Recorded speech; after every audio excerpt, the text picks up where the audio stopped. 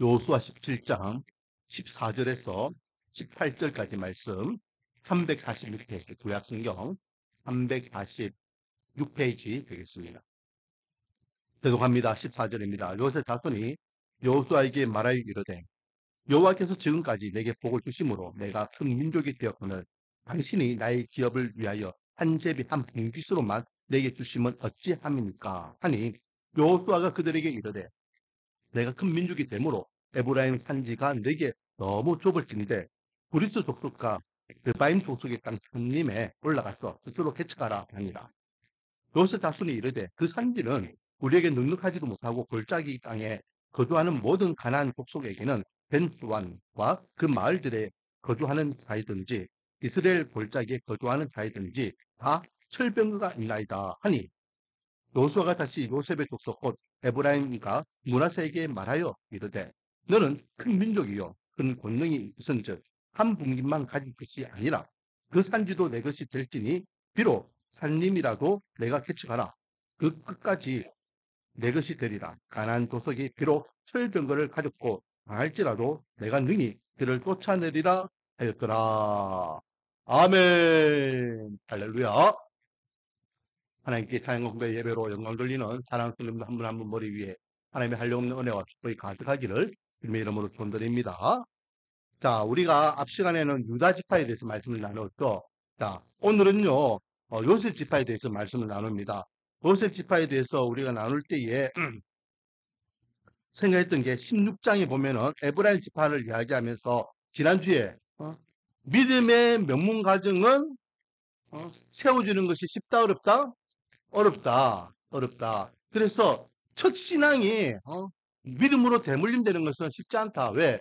첫 믿음은요 하나님을 만났기 때문에 은혜가 있어요. 그렇지만은 그 자자손손 대대로는 그 은혜가 부모의 신앙을 물려받기 때문에 계속해서 부모의 은혜가 나에게는 넘어오지 않는다. 그렇기 때문에 아버지가 하나님을 만났으면 아들도 하나님을 만나야 되고 손자도 하나님을 만나야 되고 증손도 하나님을 만나야 되고 자자손도 하나님을 만나야 되고 자자손도 되도록 그들이 인격적으로 하나님을 만날 때에 은혜가 이어지고 그런 가정이 믿음의 면문 가정이 된다라고 말씀드렸습니다.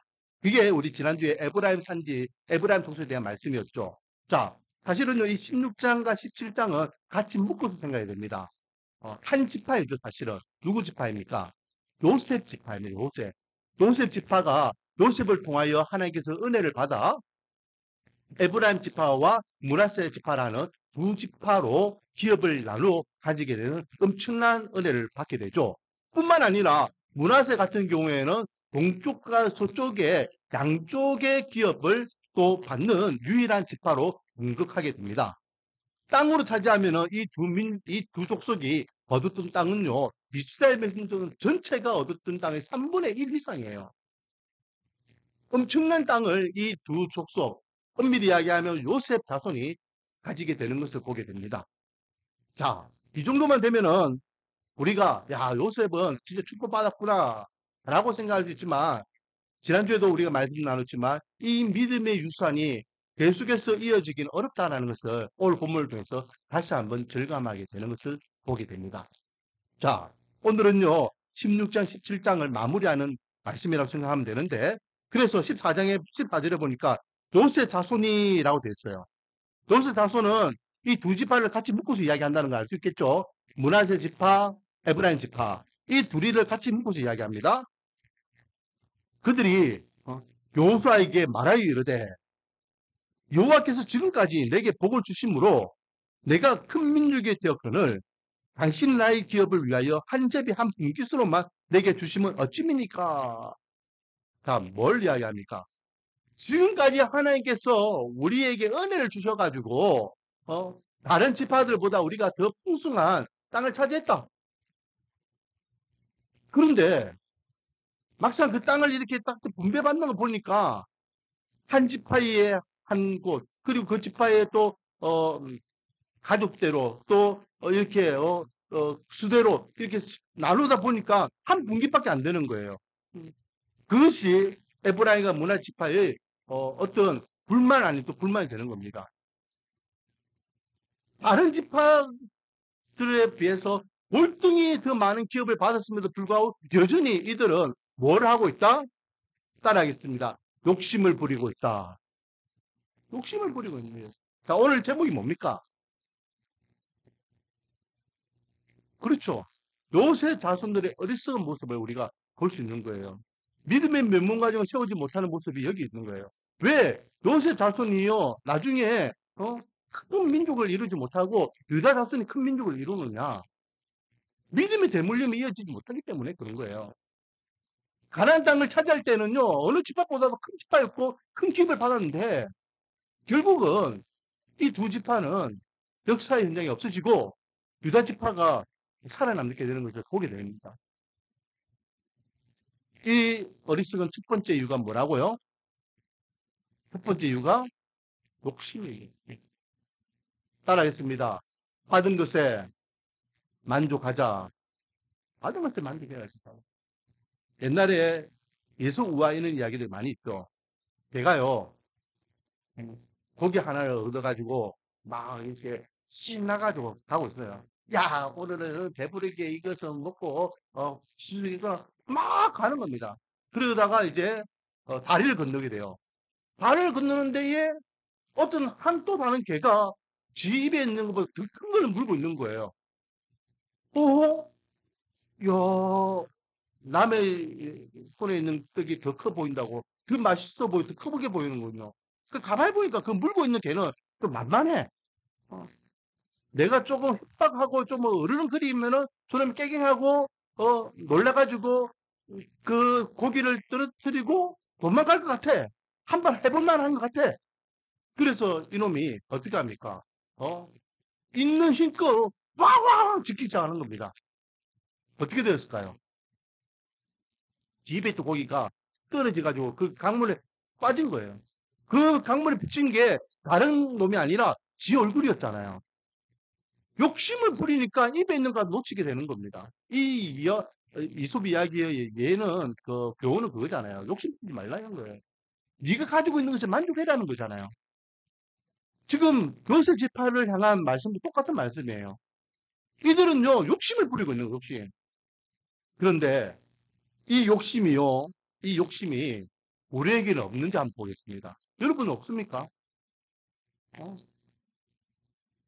우리에게 욕심이 있어요.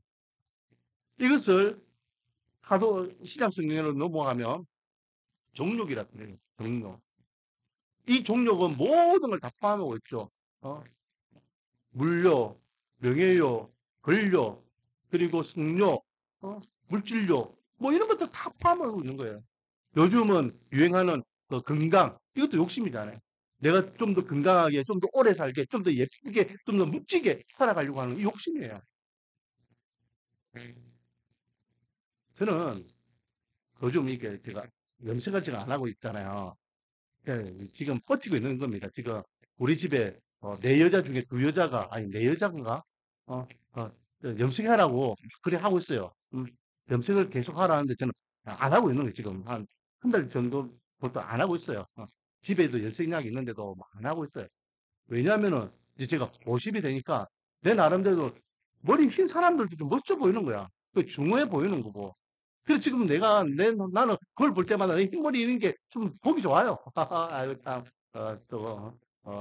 중후해 보이는구만. 이렇게 생각하는데, 자꾸 염색을 해가지고, 아마 다음 주 되면 염색이 되지 않을까 생각하는데, 어, 어, 나이에 맞게, 또 자기의 실력에 맞게, 자기의 형편에 맞게 사는 것이 진짜 멋이에요. 근데 70 먹은 할머니가요. 한 번씩 TV에 보면요. 머리에도 뭐 빨갛게 파랗게 노랗게 있고 옷도요. 애들 입는 랭기스 옷 입고 막 다니는 거 보면은 자기는 그게 젊음이라고 표현하겠죠. 근데 사실은 평범한 우리가 볼 때에는 정상적으로 보이지 않아요.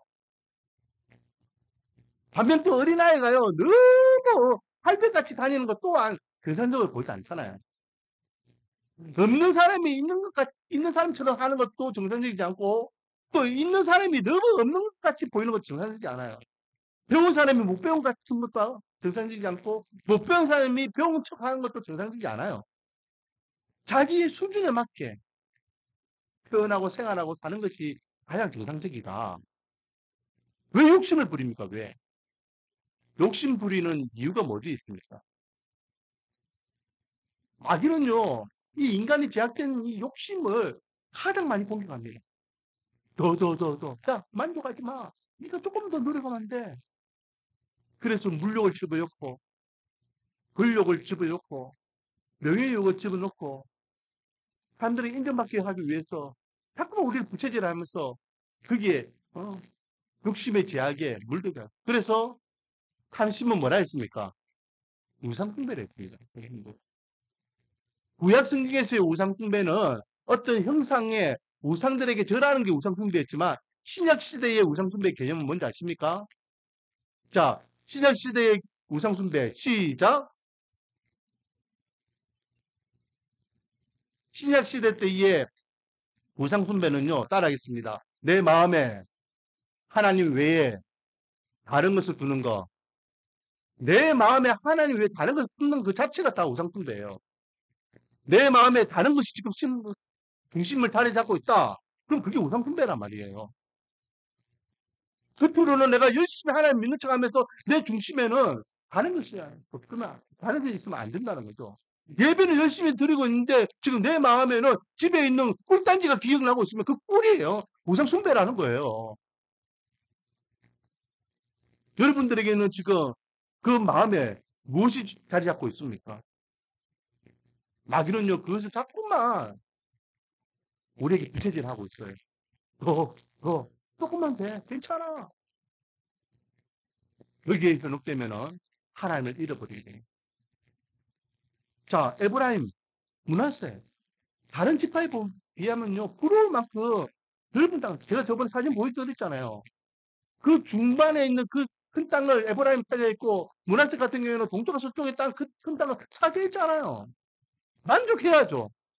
그런데 왜 우리는 똑같이 한 분기씩 주냐, 똑같이. 너무, 불공평하다. 더 달라. 요구합니다. 욕심이 과하면 결국은 비탈이 나는 거예요. 그러므로 저와 여러분은요, 이 어리석은 에브라임과 므낫세를 통하여 도움을 받는 첫 번째는 욕심을 부리지 말자. 우리가 살고 있는 건 만족해야죠. 제가 정말로 이해 안 되는 게 뭐냐면 믿는 크리스찬들 가운데에 믿는 크리스찬들 우리 교회는 있는지 없는지 모르겠지만 믿는 크리스찬들 가운데에 어, 두 다리 쭉 뻗고 편하게 살 수 있는 집이 있으면 됐지. 왜 자꾸만 부동산이 올라가니 내려가니 거기에 관심을 가지냐 말이에요. 우리 땅값이 가지고 우리가 살 그처는 어디에 있는데 어디에 있습니까? 천국에 있는데 왜 이 땅이 땅값 올라가고 내려가는 거에 관심이 뭐 가지는 거예요? 남들에게 손 안 내밀고 편하게 살 집만 있으면 감사한 일이지.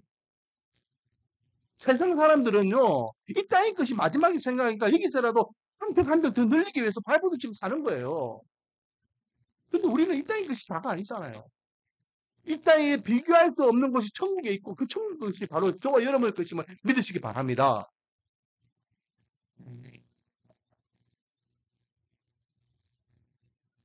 욕심 부리지 마십시오. 욕심은요, 우리가 바른 신앙생활하는 데 있어서 하나도 도움이 안 됩니다. 하나님께서는 우리에게 일용할 양식을 사해 주십니다. 우리가 살아가는 데 있어서 가장 적절하고 적당하게 하나님께서는 때로는 메추라기와 때로는 만나와 때로는 까마귀를 통해서 일용할 양식을 다해 주시는 것입니다. 사랑하는 아들이, 사랑하는 딸이 배고파서 굶주리고 직장 없어서 헤매고 아이들을 양육 못해가지고 하나님 앞에 눌무짓고 그런 모습을 그냥 고스란히 보고만 계실 분 아니잖아요. 다 책임져 주실 겁니다. 어리석은 세상 사람들처럼 욕심 부리다가 망하는 크리스찬들을 많이 보게 됩니다. 두 번째, 자, 15절입니다. 그렇게 요구하니까요. 여호수아가 뭐랍니까? 알겠다, 알겠다. 그러면 너희들 큰 땅이고 큰 민족이니까 더 차지해봐라, 차지해봐라, 차지해봐라 라고 하거든요. 그런데 조건이 있습니다. 스스로 개척하라, 스스로. 자, 15절. 여호수아가 그들에게 이르되 내가 큰 민족이 되므로 에브라임 산지가 내게 너무 좁은 데인데 브리스 족속과 르바임 족속의 땅 형림에 올라가서 스스로 개척하라 하니라. 허락하잖아요. 야, 저 산지 그냥 가서 차지해. 갈렙 같은 경우에는요, 안 돼, 안 돼, 힘들어! 라고 할 때도 믿음으로 갑니다! 라고 올라갔는데, 이 에브라임 같은 경우에는 가! 허락해줄게, 가! 차지해! 니들 개척해가지고 니들 땅 마음대로 가져! 해도 뭐라고 이야기할까요? 16절에 보니까 여호수 자손이 이르되 그 산지는 우리에게 넉넉하지도 못하고 골짜기 땅에 거주하는 모든 가나안 족속에게는 벳수반과 그 마을에 거주하는 자이든지 이스라엘 골짜기에 거주하는 자이든지 다 철도가 있나이다 하니 핑계를 대고 있어요. 핑계.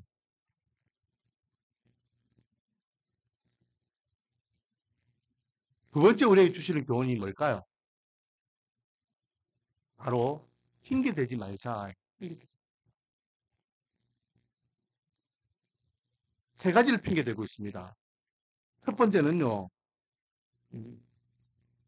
그 땅을 산지로 올라가 차지하라 하니까 그 땅 넉넉하지 않아요. 우리가 그 땅 만족하지 못합니다. 그 좁은 땅 올라가지고 차지한들, 우리가 고생한들, 얻는들, 뭐가 그 유익이 됩니까? 두 번째, 그 땅 사람들은 이미 자리를 잡고 있어요. 그래서 우리가 싸우면은 힘들 수도 있어요. 세 번째, 그 사람들은 철병을 갖고 있어요. 무기 자체가 달라요. 안 갈랍니다. 핑계 대는 거예요. 자, 핑계 없는 무덤이 있다 없다? 핑계 없는 무덤이 없습니다. 제가 오늘 아침에도 말씀드렸지만은 사람들은요 항상 핑계를 대요. 우리가 예배에 대해서도 온전한 예배 못 드리는 거 핑계 대잖아요. 이것 때문에 내가 온전한 예배, 저것 때문에 온전한 예배, 이것 때문에 온전한 예배 못 드립니다. 이것만 다 되면 나는 온전한 예배 드릴 수 충분합니다. 라고 하는데 막상 자기의 마음과 믿음이 없기 때문에 온전한 예배를 못 드리는 거 했잖아요. 우리가 하나님의 사람으로 사는데 왜 핑계를 계속 댑니까? 저도 마찬가지. 저도 어떤 문제가 생기면요. 네가 잘했니, 내가 잘했니 항상 책임 전가하고 핑계를 내겠죠. 그게 인간의 본성입니다. 아담과 하와가 처음부터 그랬잖아요. 이게 죄의 가장 첫 번째 드러나는 모습이거든요. 하나님이 아담과 하와를 불러가지고, 야, 너희들 내가 먹지 말라 선악 걸 알게 하는 새가 왜 따먹었어? 그러니까 아담이 뭐랍니까? 핑계를 대죠. 나는 안 먹으려고 했는데 하나님께서 나에게 붙여준 저 여자가 먹으라고 갖다 주는데 내가 안 먹을 방법이 없었어요. 그러면서 하나님 핑계, 하와 핑계 돼버리잖아요. 그리고 하와한테 니는 왜 그렇게 했니? 하나님, 저는 저 뱀이 와가지고 먹어도 된다 해가지고 저는 그냥 먹어버렸어요. 자꾸 핑계를 댑니다. 남들에게 탓을 돌리죠. 그게 인간의 제약된 모습입니다. 우리에게도 동일하게 있어요. 핑계는 결코 바람직한 답을 얻을 수 없습니다. 누구 앞에? 하나님 앞에. 하나님 앞에서는 절대 뭐 하지 말자? 핑계 대지 말자. 있는 모습 그대로 하나님한테 나아가자. 있는 모습 그대로. 자, 계속해서 보겠습니다. 그렇게 막 핑계 대니까요. 뭐라고 동료하냐면은 요수아가 17절에 요수아가 다시 요셉의 족속 곧 에브라이가 문하세에게 말하여 이르되 너는 큰 민족이요 큰 권능이 있은즉 한 국민만 가질 것이 아니라 라고 하면서 너희들 큰 민족이잖아 큰 민족이 있잖아 그러니까 이 조그마한 이 분계 받지 말고 너희들이 요구한 대로 산지에 올라가 차지해 할 수 있어 라고 이야기합니다. 그러면서 똑같은 말을 또 반복하죠. 18절. 그 산지도 내 것이 되리니 비록 살림이라도 내가 개척하라. 그 끝까지 내 것이 되리라. 가나안 족속이 비록 철병을 가졌고 알지라도 내가 너희 그를 쫓아내리라 하더라. 여기서 역설적인 말씀이 있습니다. 진짜 하나님의 사람은 어떻게 살아야 되느냐? 하나님의 말씀에 순종하는 삶을 살면 된다라는 얘기입니다. 믿음이 없는 사람은요, 자꾸만 핑계를 대요. 믿음 없는 사람은 자꾸만 세상 것을 욕심 부립니다. 하지만 믿음의 사람은 하나님의 말씀에 의지하여 나아갑니다. 하나님의 말씀을 의지한다는 것은 비상식적이고 비이성적이고 비과학적이라 할지라도 우리가 신뢰하고 믿는 것입니다.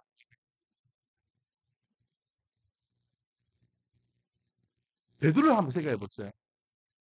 베드로는요, 평생 물질에 있던 어부였습니다. 누구보다도 그는요, 물질하는 데 있어서 전문가입니다. 예수님은 물에서 물고기 한 마리 잡아보지 않았던 사람이에요. 목수였잖아요. 완전히 상반된 직업군이었습니다. 그런데 그런 예수님께서 베드로에게 밤새도록 헛발질하고 돌아오는 베드로에게 뭐라 합니까? 이제는 그물 씻어가지고 집에 들어가서 이제 쉴 시간인데 깊은 데 가서 그물 던지라고 하니까 베드로가 뭐라 이야기합니까? 내가 밤새 수고해서 한마디도 얻지 못하였지만 주의 말씀을 의지하여 내가 그물을 내리리이다. 할렐루야. 주의 말씀을 의지하여 그물을 내릴 때 역사가 일어나면 믿으시기 바랍니다. 그 말씀을 순박할 때는요, 예수님께서 그물을 내리려 할 때는 전문성도 없고요, 과학적이지도 않고요, 상식적이지도 않고요, 이성적이지도 않아요. 그럼에도 불구하고 베드로는 단지 주의 말씀을 의지하여 순종하니까 자기가 평생 경험하지 못했던 놀라운 결과를 얻게 되더라라는 것입니다. 사랑하는 성도 여러분, 저와 여러분은 하나님의 말씀을 신뢰하는 하나님의 백성들입니다. 하나님의 백성이므로 자꾸만 세상 것에 쫓아서 살아갈 것이 아니라 하나님의 말씀을 바라보며 살아가기를 원합니다. 지금 당장 내 눈앞에 보이는 그것이 다인 것 같고 완벽한 것 같고 만족할 만한 것 같다 할지라도 하나님께서 노하면 우리는 스탑. 비록 그것이 맨 땅이고 헐벗은 벌판이고 아무것도 없다 할지라도 주의 말씀이 오케이 하면 그 땅이 보아와 같은 큰 땅이 될 줄 믿습니다. 옛날 서부시대 때의 일이잖아요. 서부시대 때에 군부 개척이 한참 일어나가지고 대도시가 막 건설될 때에 어떤 부분이 일어납니까? 서부 개척 시대가 일어납니다. 서부 개척 시대가 어떤 의미가 있습니까? 거기는요, 빈 광야예요. 빈 광야. 사막입니다. 저는 미국을 안 가봐서 모르겠지만은 미국의 동부는 그래도 비옥하지만은 서부는요, 전부 사막이에요. LA도 사막이고 텍사스 사막이 다 사막이에요. 그 서부를 개척할 때에 한 사람이 그 골짜기에서 땅을 파서 물을 얻게 되는데 그 물이 뭡니까? 바로 원유였다는 거 아닙니까? 텍사스 기름. 사랑하는 성도 여러분. 아무것도 없는 벌판에서도요, 기름이 나온다니까요. 이게 하나님의 은혜입니다. 저와 여러분이 정말로 하나님을 신뢰하고 하나님의 말씀을 붙잡고 하나님이 가라는 데까지 가고 하나님이 서라는 데까지 서며 하나님과 함께하는 그런 삶을 살아갈 때에 하나님께서는 없을 것 같은 그곳에 풍성한 은혜를 부어주시고 아니라 하는 그곳에 한량없는 은혜를 부어주시고 내 생각으로는 끝났다는 그것이 놀라운 축복이 시작이 될 줄 믿습니다.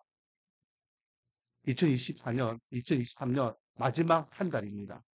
이 한 달을 어떻게 살아가시겠습니까? 어떻게 2023년을 마무리하시겠습니까? 원하기는 이 요셉의 어리석은 요셉 다투는 어리석은 모습이 우리에게는 거울이 되어서 우리는 하나님을 신뢰하고 하나님의 약속의 말씀을 신뢰해서 하나님께 주시는 은혜를 개척해 나가는 축복의 통로가 되기를 주님의 이름으로 권드립니다. 기도드리겠습니다. 아버지 하나님, 있는 것에 만족하지 못하는 어리석은 요셉 지파는 더를 요구합니다. 하나님의 기업에 만족할 수 있는